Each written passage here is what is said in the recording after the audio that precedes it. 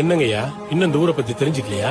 ஐயா, இது 1 வருஷம் 2 வருஷம் இல்ல, 200 வருஷ சங்கதி. எங்க பாட்டை மூட்டை காலத்துல இருந்தே பல தலைமுறை அப்படித்தான் போயிட்டு இருக்கு. புதுசா வர்ற யாருக்காகவும் எங்களை மாத்திக்கவும் முடியாது, நாங்க மாறவும் மாட்டோம்.